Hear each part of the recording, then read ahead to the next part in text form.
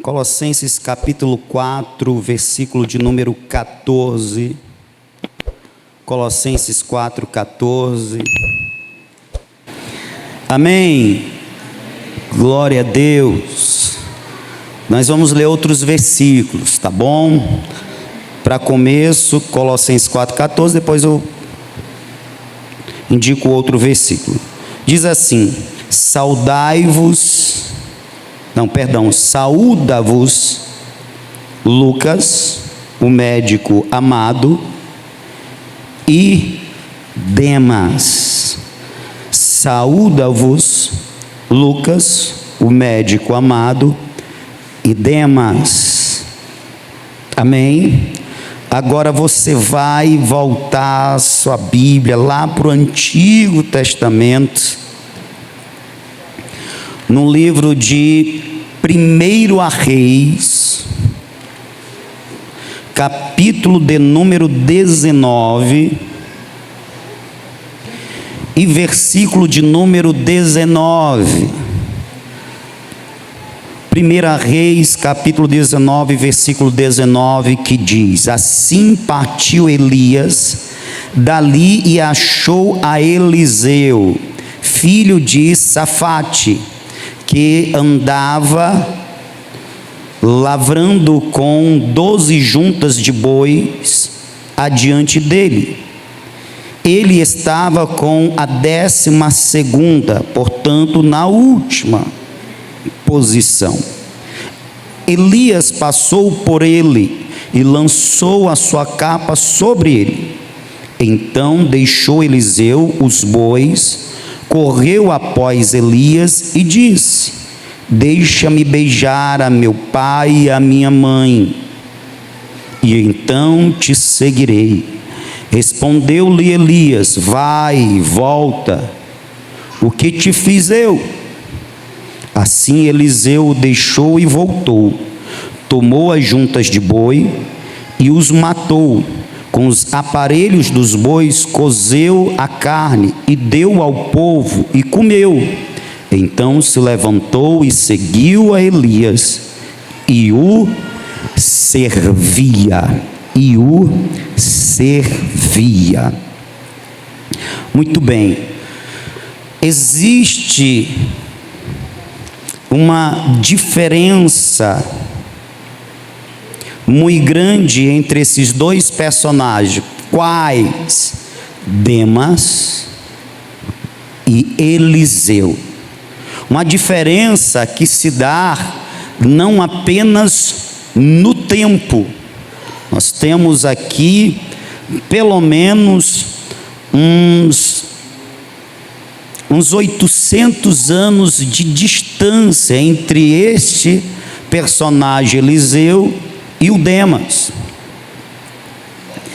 Há uma diferença também na proposta dos nomes desses personagens, porque os nomes, eles indicam algo do caráter do personagem, principalmente na cultura oriental, ou no mínimo o que os pais desejavam acerca dos seus filhos quando lhe davam um nome.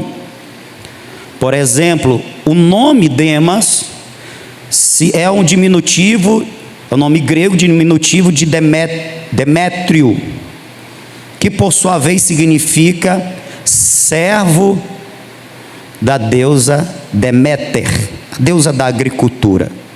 Lembrando que Demas, ele era grego e se converteu.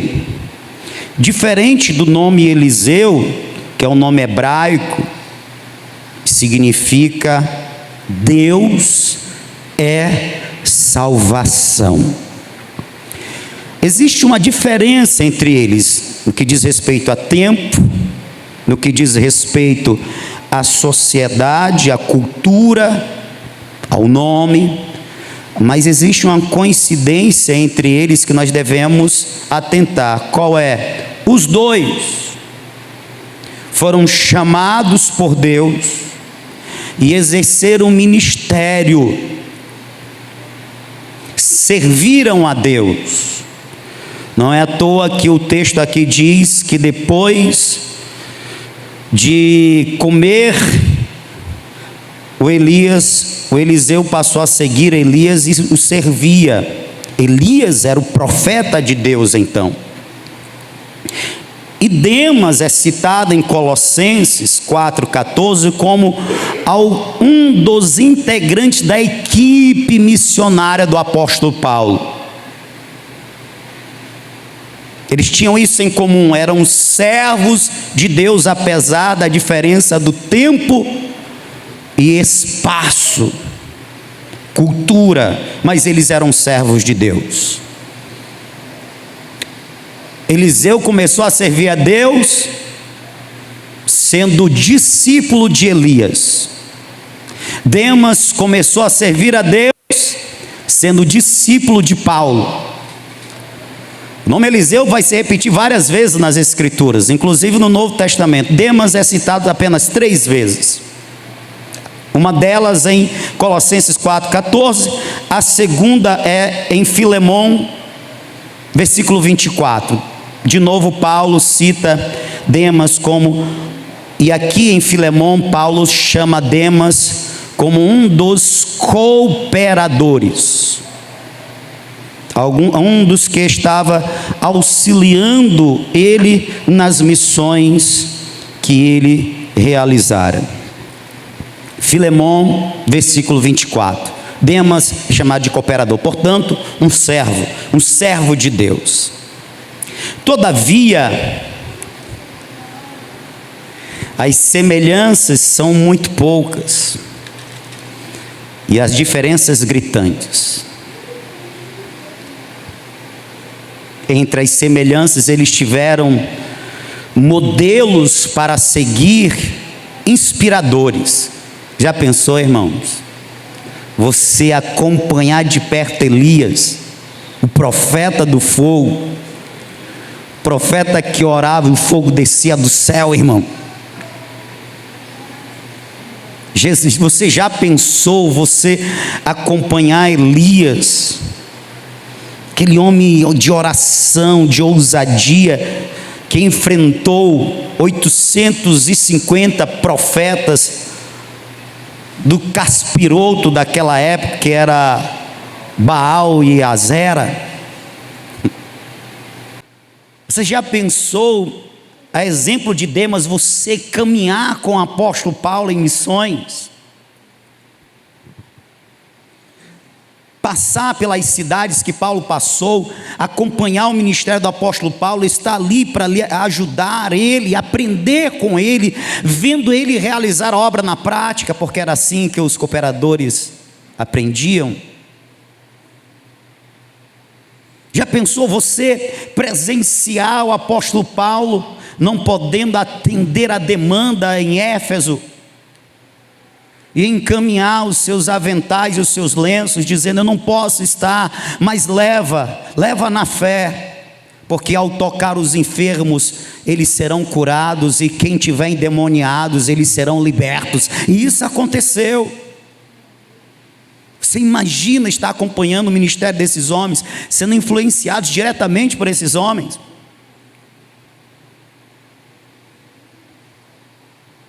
Pois bem, Demas, ele cooperou com o apóstolo Paulo na implantação e edificação de igrejas.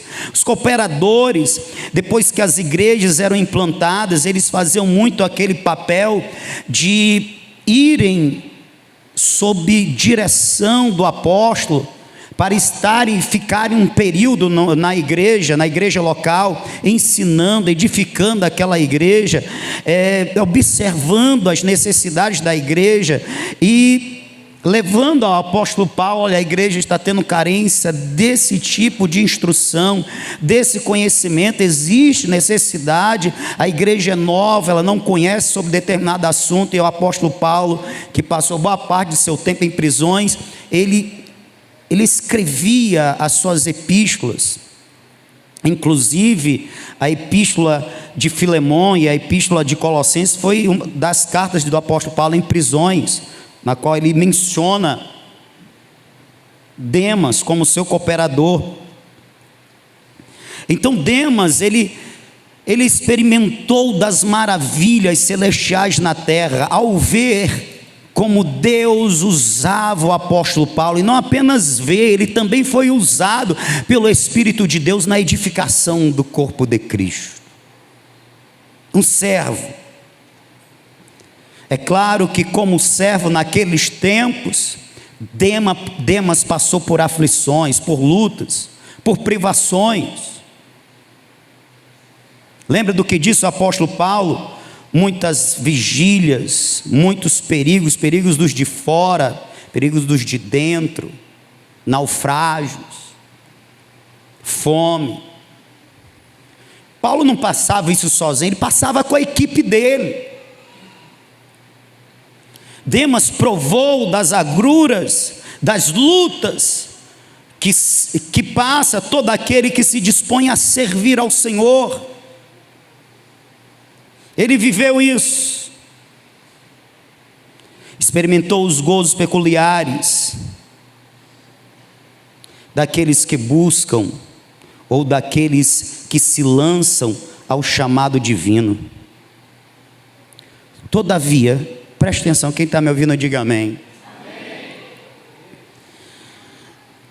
Paulo faz menção de Demas a Filemão, na carta a Filemão, na carta aos Colossenses. Essas cartas foram escritas por volta do ano 60 a 62. E a terceira vez que o apóstolo Paulo vai fazer menção de Demas, cooperador, servo de Cristo, é na segunda carta que Paulo escreve a Timóteo. Segunda carta que o apóstolo Paulo escreve a Timóteo, no capítulo de número 2. Capítulo de número 4. E versículo de número 10. Porque Demas me abandonou, amando o presente século, e foi para Tessalônica, Crescente para a Galácia, Tito para a Dalmácia.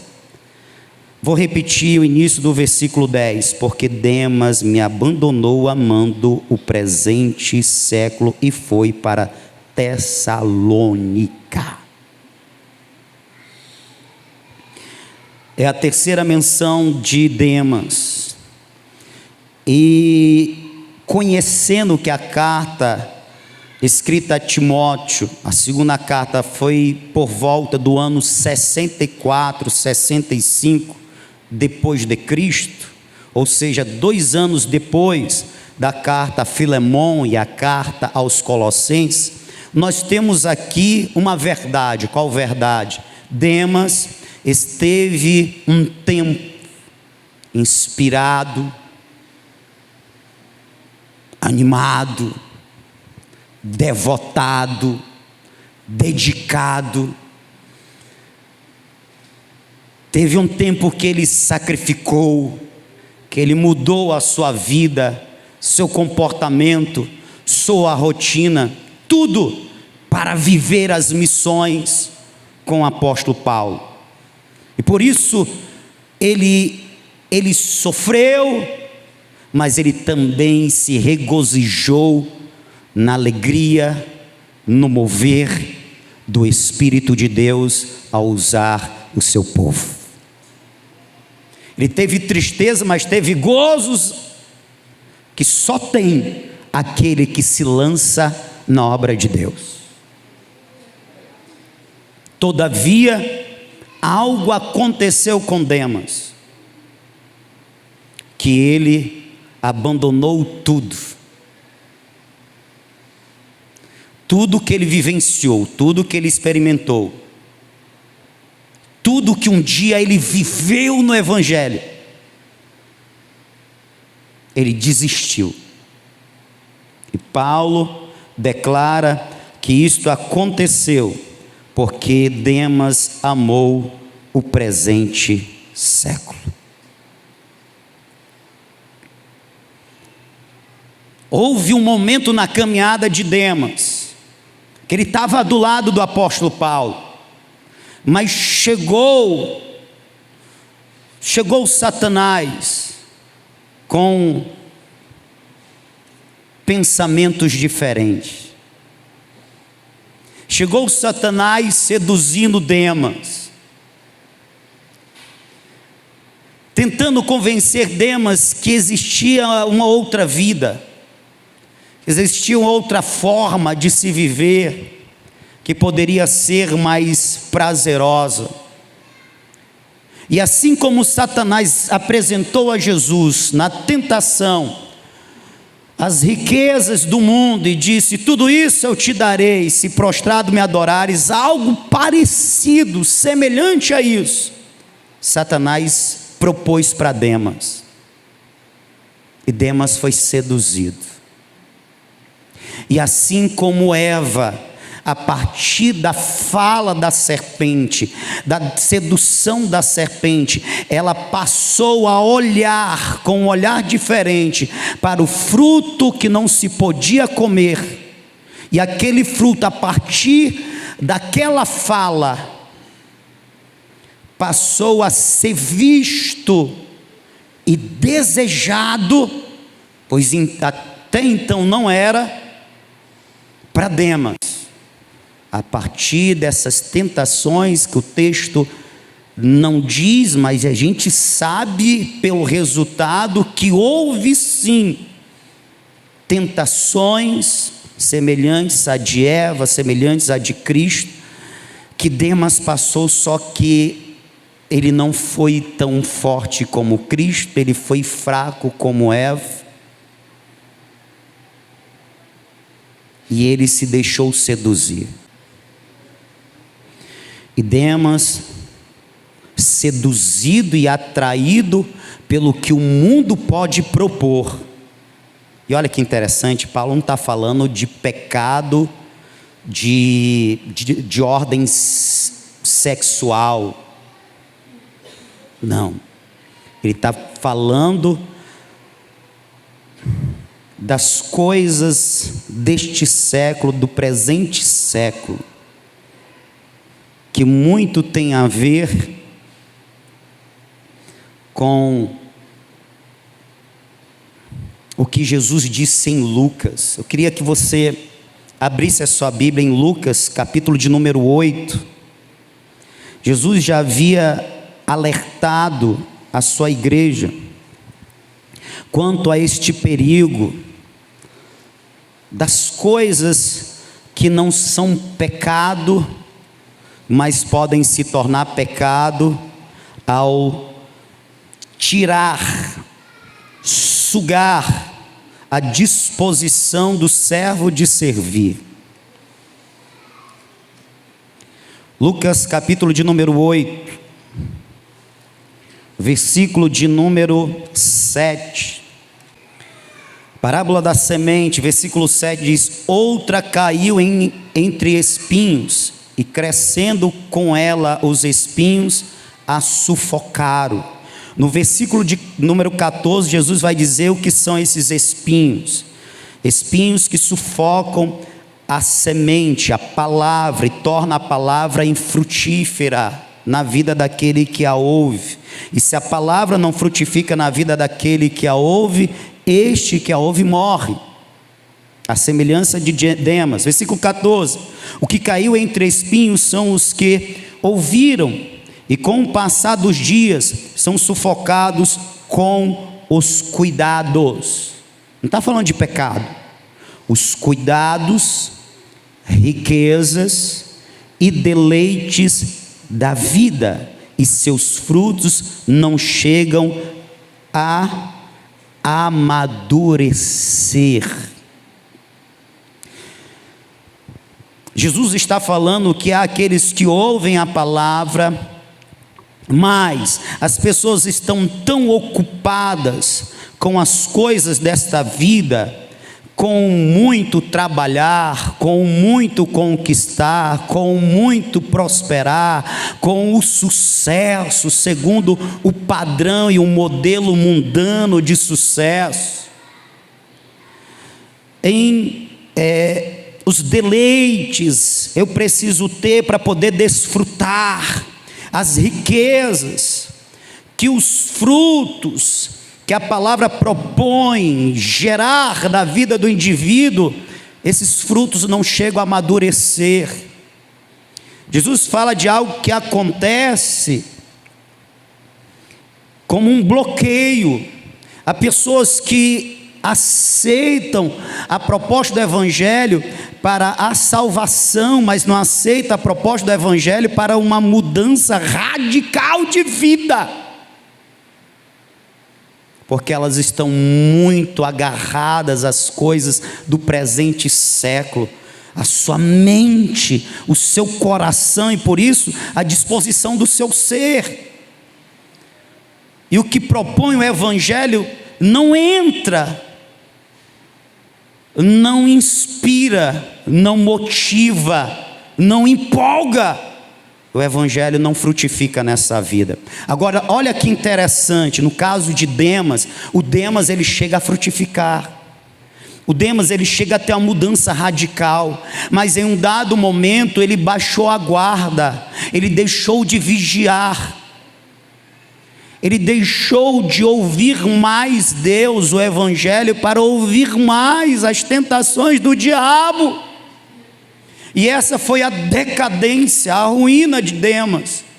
É muito provável que nós não vejamos Demas na eternidade, porque ao amar o presente século, os deleites, as riquezas dessa vida, os muitos cuidados com as coisas deste mundo, seu coração se prendeu de tal forma a este presente, que a sua alma não se viu liberta para desfrutar da vida eterna. E é assim, irmãos. Quem está comigo, diga amém. Amém. Quem muito se aplica ao presente, se esquece do eterno. Quem muito se lança e se prende às coisas do presente, como é aquilo que a gente diz aqui, os cearenses, quando a gente não quer mais comer, fastio, fica com fastio das coisas do céu. E as coisas do céu envolvem isso, envolve obra, envolve serviço, envolve sacrifício, em prol do reino, em prol da noiva, em prol de Cristo. Se fica com fastios dessas coisas e com fome e sede das coisas que são passageiras. É uma luta. E na verdade a gente deve escolher de qual lado nós vamos lutar. E qual nós vamos representar, e qual nós vamos viver.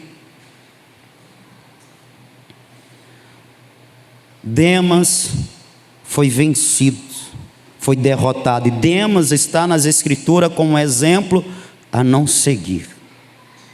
Demas está para nós como exemplo de que nós precisamos vigiar, que nós precisamos manter a guarda alta, e que nós precisamos estar num contínuo progresso naquilo que nós iniciamos, a caminhada com Cristo, de servos, de filhos e de adoradores.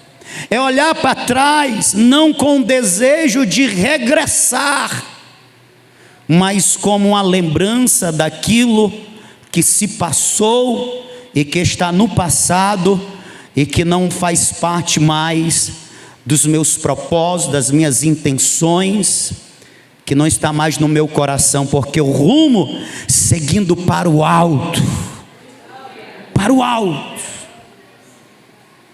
eu sigo em direção a Cristo Jesus.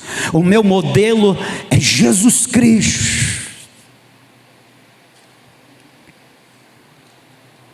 Por isso, fica o conselho de Paulo, quando ele escreve aos Tessalonicenses, capítulo de número 3. E ele diz aos irmãos, eu queria que você lesse aí na sua Bíblia, Colossenses capítulo 3, versículo 1 e versículo 2. Pensai nas coisas, versículo 1, portanto, se fostes ressuscitados com Cristo, quem ressuscitou com Cristo aqui? Então buscai as coisas que são de cima, onde Cristo está assentado à destra de Deus.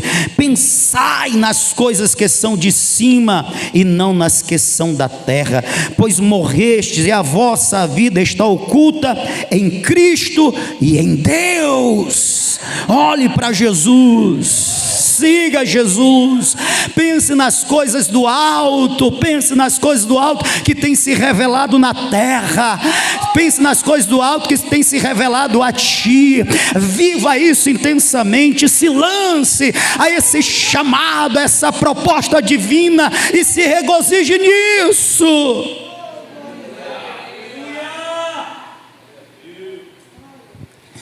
Deixa eu abrir um parente e voltar um pouquinho aqui, ó. Preste atenção. Demas amou o presente, o que o mundo o ofertava e o emaranhava e o engodava, de tal forma que ele ficava sem tempo, sem recursos, sem vigor para viver o seu chamado. Será que tem alguém assim nessa condição hoje? Só o que tem é crente que se ocupa tanto com as coisas dessa vida, que o tempinho que ele tem para Deus é um domingo como esse. Mas aqui tem profeta para dizer para você que você está errado.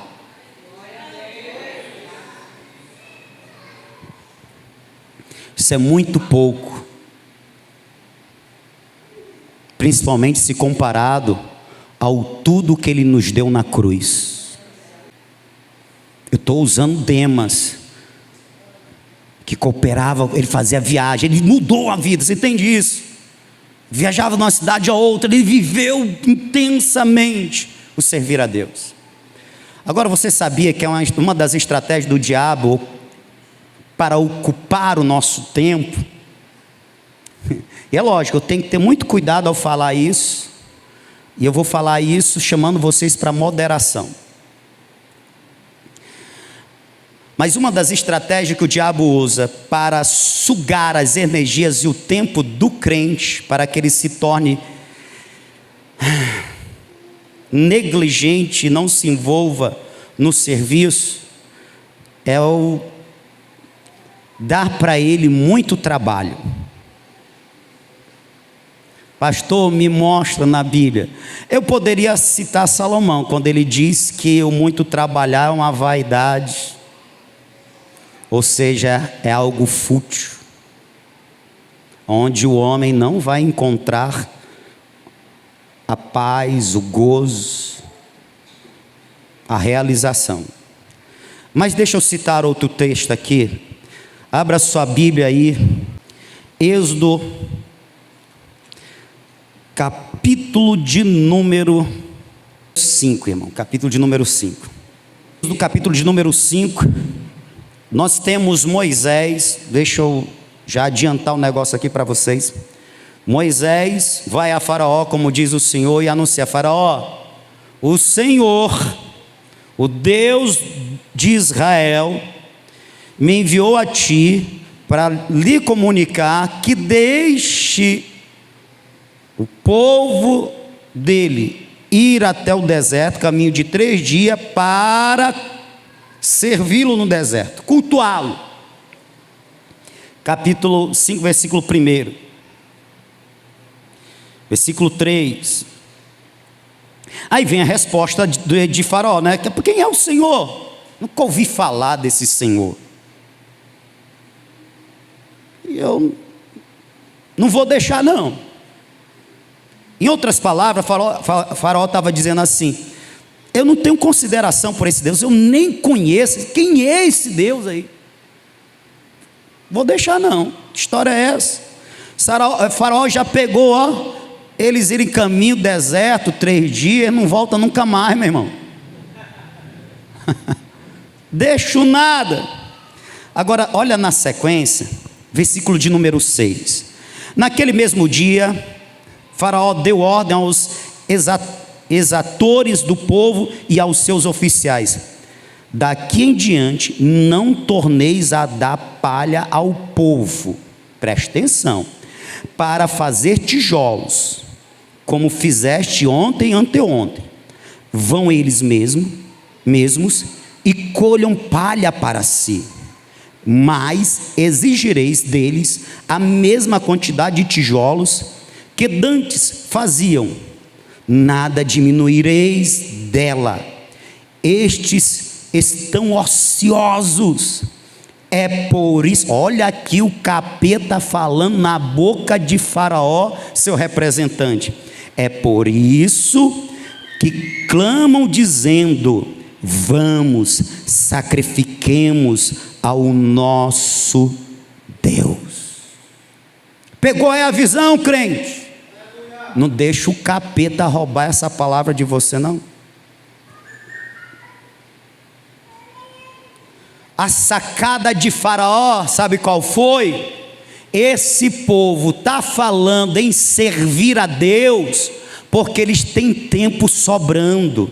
Eles estão ociosos, tem tempo sobrando. Então sabe o que vamos fazer com eles? Vamos dar mais trabalho para eles.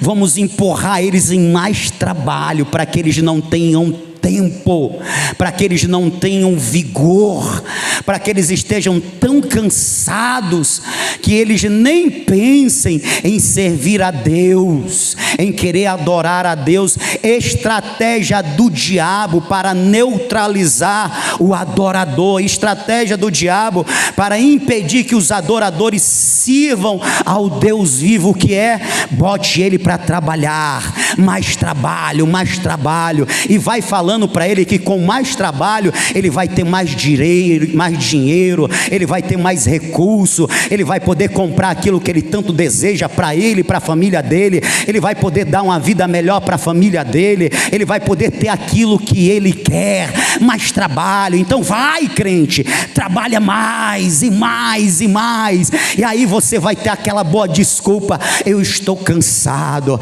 eu não posso ir hoje adorar o Senhor, eu não tenho tempo para me envolver na obra do Senhor, eu não tenho vigor para estar na equipe de intercessão, de jejum e da oração. Muito bem, você está enredado no engano do diabo para te prender nessa vida pequena, mesquinha. Sabe o que é bom, irmão? Bom é servir ao Senhor, aleluia. Bom é adorar o nosso Deus. Tanto é verdade que Deus percebeu isso. Deus sabia que aquele povo exausto, cansado, este povo, e sem tempo, como é que esse povo ia adorá-lo? Aí Deus manda uma pragazinha de leve para derrotar o diabo e dar condições ao seu povo de adorá-lo. O trabalho nunca foi nas Escrituras uma desculpa para não se ter tempo nem vigor de adorar a Deus.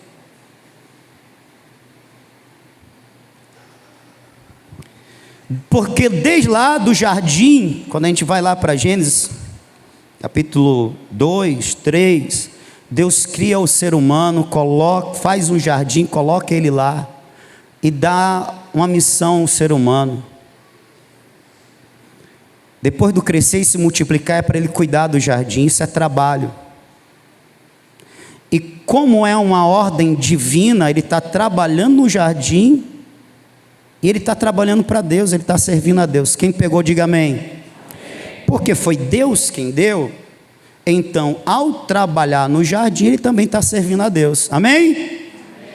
Mas só que, mesmo trabalhando no jardim, isso não anula o que? Na viração do dia, Deus vinha e tinha um encontro com o homem e a mulher. O meu trabalho diário não anula o meu compromisso do meu encontro diário com Deus. Encontro para adoração, encontro para ações de graça, encontro para servi-lo diretamente. Todos os dias o ser humano, ele trabalhava no jardim e ele adorava no fim do dia. Dá para você dar um glória a Deus aí, crente? O crente sábio, aí eu chamo vocês para moderação. Ele vai procurar, sim, se especializar, ele vai estudar, ele vai procurar uma profissão que ele vai ganhar bem, mas uma profissão que de maneira nenhuma vai impedir ele de ele ter encontro com Deus e servir a Deus. Ele vai procurar um emprego que vai somar, que vai lhe dar condições dele viver isso, e não de atrapalhar o encontro, o serviço. Porque se está atrapalhando, deixou de ser de Deus e passou a ser estratégia do diabo para impedir você de ser um servo e adorador. É Faraó na sua vida. E aí, vai ouvir Faraó ou vai ouvir Deus? É o que acontece com Demas, algo parecido. Mas para não ficar em Demas, que é um exemplo de derrota, vamos para um outro modelo, e a gente encerra aqui nesse modelo. Vamos para o modelo de Elias, ou de Eliseu, melhor dizendo.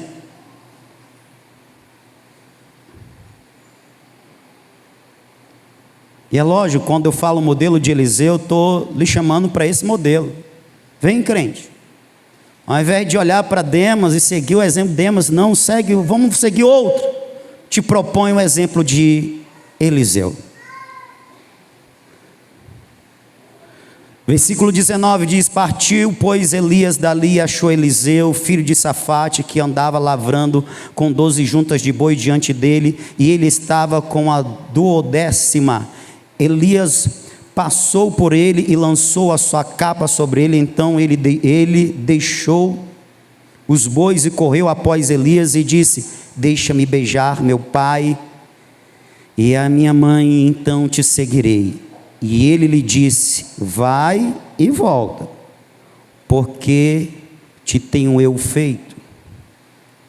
Voltou, pois, detrás dele, tomou uma junta de bois e os matou, e com os aparelhos dos bois cozeu as carnes e as deu ao povo, e comeram. Então se levantou e seguiu Elias. E servia. Irmãos, a primeira menção de Eliseu está no versículo de número 17.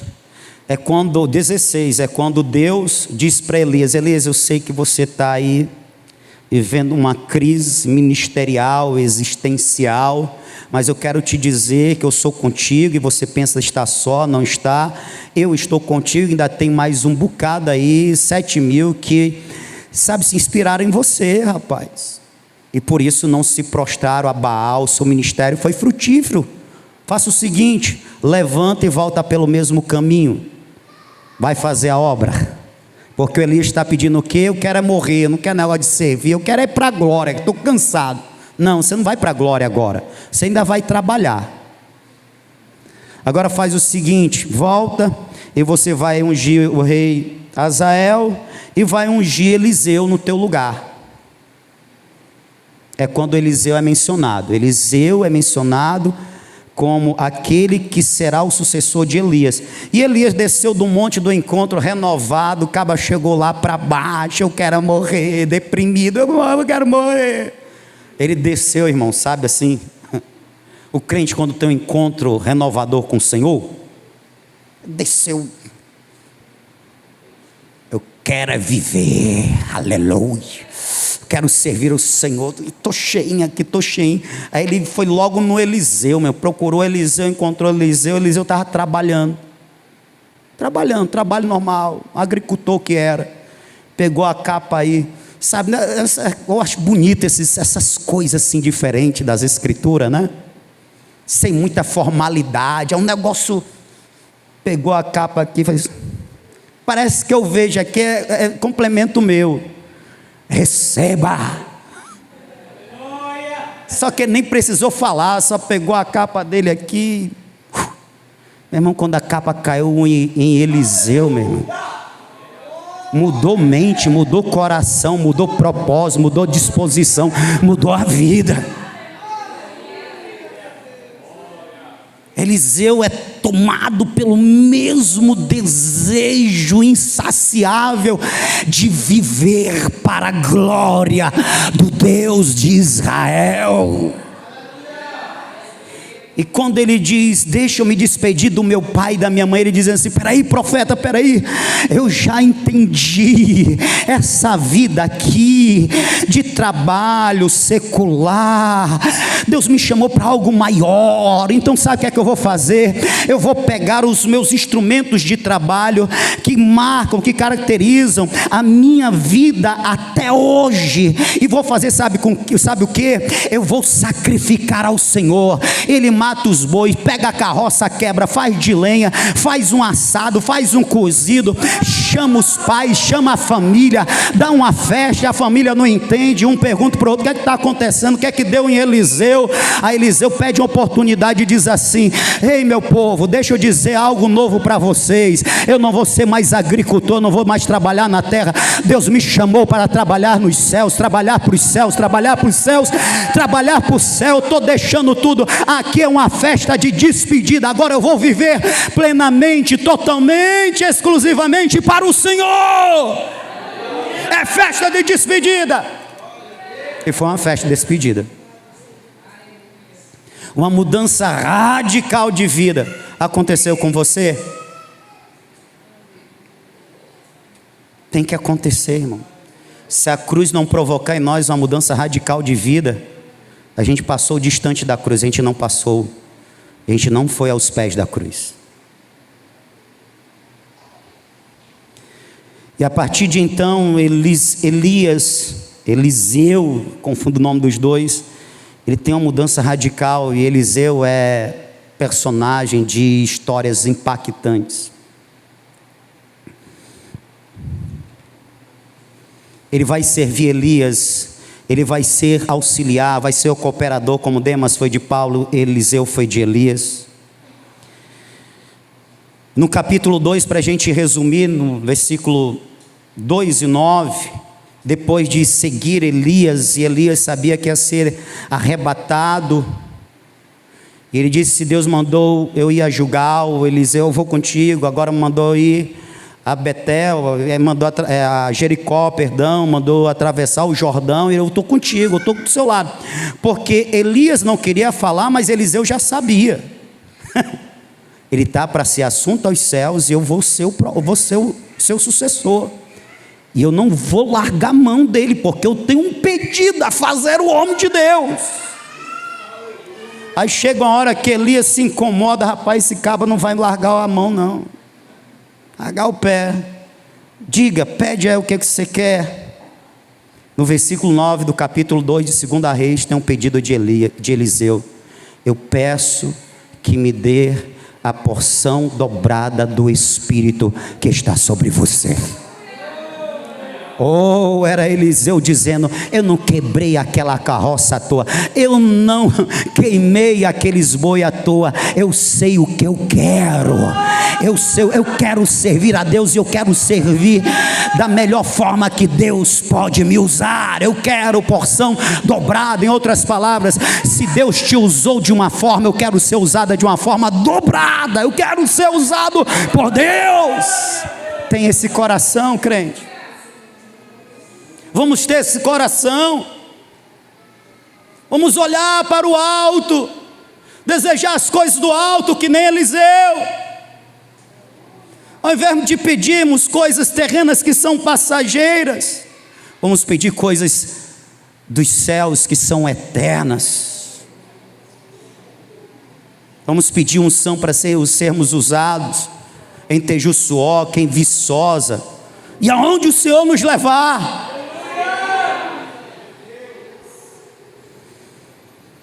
Elias disse: dura coisa me pediste, eu te tipo assim: rapaz, isso é algo que eu não posso te dar, mas se me vires ser tirado de ti, então você vai receber.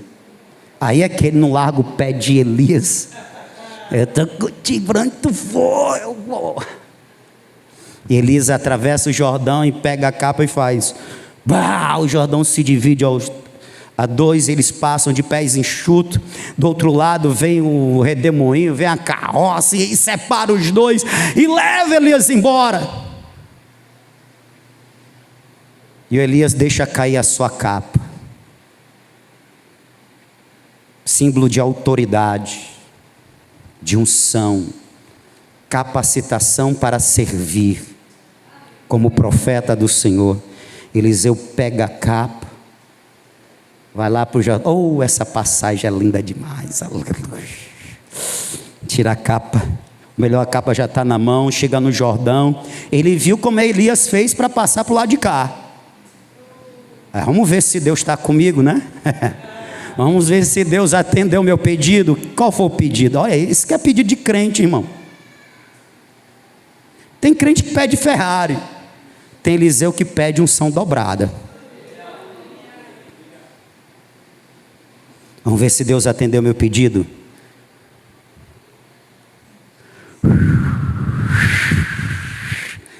Aonde está o Senhor, o Deus de Elias? O Jordão.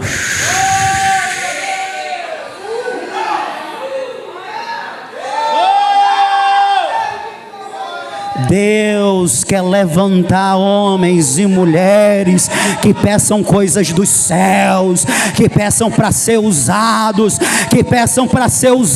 poderosamente nesta terra, porque ao sermos usados poderosamente, manifestaremos aos homens o Deus poderoso que Ele é. Oh, aleluia!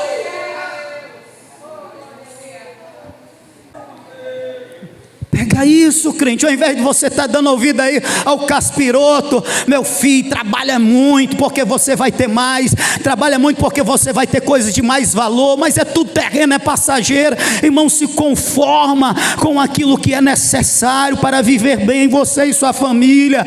Isso não furte o seu tempo, o seu vigor, a sua juventude, que é para ser dedicada para Deus. Quer se gastar, gaste-se na obra do Senhor.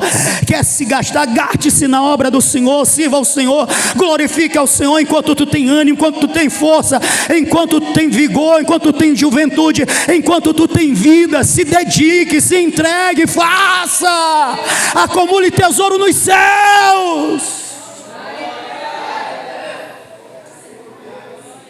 Eliseu passou a ser o profeta de Deus, sucessor de Elias. Eliseu é esse personagem de histórias maravilhosas. O Naamã, a cura de Naamã, o machado que flutuou, a cabeça do machado que flutuou, o filho da viúva, de Sulamita, a ressurreição do filho, sabe, o dizer para Deus: meu Deus, o moço não está vendo nada. Geazim está cego porque estavam cercados pelos exércitos sírios, e o moço desesperado: vamos morrer. Eliseu, na maior calma, diz assim: fica calmo, eu sei que não está vendo. O Senhor abre os olhos dele. O Senhor abre o olho do moço. Aí o que é que o moço vê? Por trás do exército sírio tinha um exército maior, mais poderoso, o exército dos céus. Anjos de Deus foram enviados para proteger o profeta.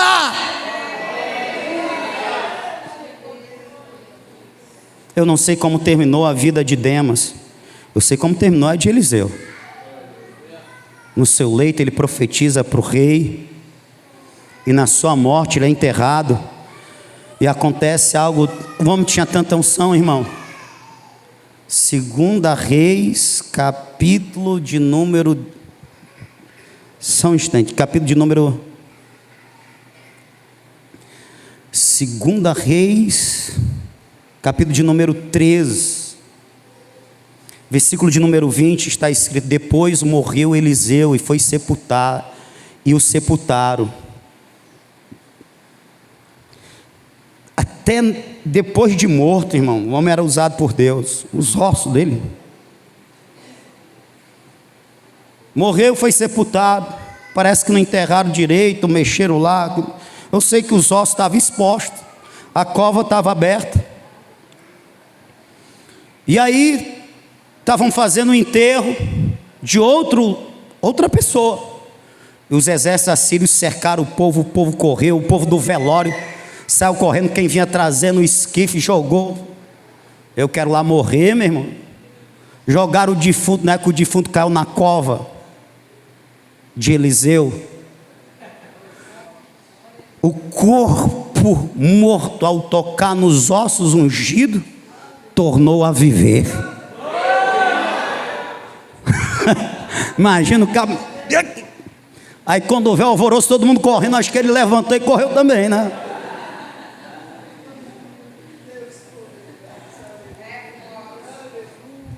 Eu não sei como terminou a história de Demas, eu sei como terminou a história de Eliseu. Desde quando foi chamado, desde quando se comprometeu, ele viveu o chamado intensamente. E até depois de morto, ele é lembrado como um homem ungido e poderosamente usado. Como é que você espera ser lembrado? Como é que você é conhecido entre os teus irmãos? Como é que você é conhecido nos céus?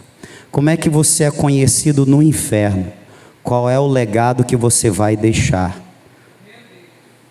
para aqueles que te conhecem?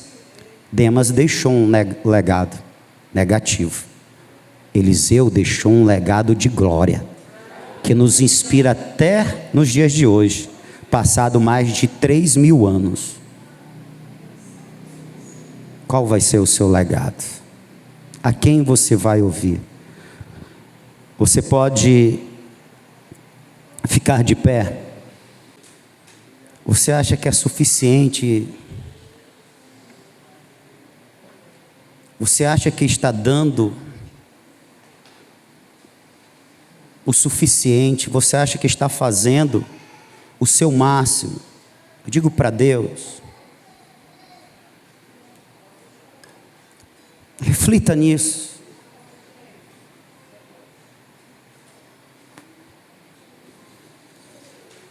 O Senhor nos chamou para servir, irmãos.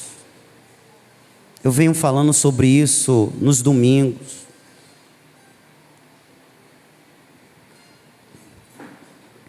Eu falo e o tempo é oportuno, porque o Senhor tem nos chamado para servir. E que honra o Senhor tem nos dado, irmão. Nós, como igreja, nós estamos deixando marcas, nós estamos deixando um legado. Todas as vezes que o pastor Carlos vem aqui, ele lembra, ele louva a Deus pelo que Deus fez em nossas vidas. Pastor Tiago é mais um, e assim serão outros. Mas repito, isso não é feito pelo pastor Josimar, isso é feito pela igreja Manancial, o Espírito de Deus usando a igreja Manancial. Nós, isso é um prazer, isso é uma honra, tem que ser para nós, isso tem que nos inspirar. Quando nós estivermos no trabalho, eu estou trabalhando para o meu sustento, mas eu estou pensando aqui na obra. Eita, viagem, dia 13 a nossa saída, eita, tem consagração, tem monte, sabe, isso tem que nos motivar, nos inspirar. E assim como pai, como marido, a gente está no trabalho e está pensando na hora de voltar para casa, ver a esposa, quem tem filhos, abraçar os filhos, estar um momento com os filhos, também deve correr nos nossos corações o pensamento, eu faço parte. Opa, eu estou trabalhando para pagar a minha passagem, eu estou trabalhando e tenho uma missão, a minha igreja está numa missão, aleluia, hoje eu estou jejuando porque eu quero ser usado. Isso tem que nos motivar, irmãos, tem que fazer parte do nosso ser. Isso é estar envolvido, isso é estar comprometido. Eu queria te chamar para se comprometer. Se o teu nome não está lá na lista de quem vai, tem uma outra lista que está no coração de Deus, é dos que vão ficar, mas vão ficar em oração. Participe conosco, faça parte dessa história. Vamos orar pelo pão e vinho, amém?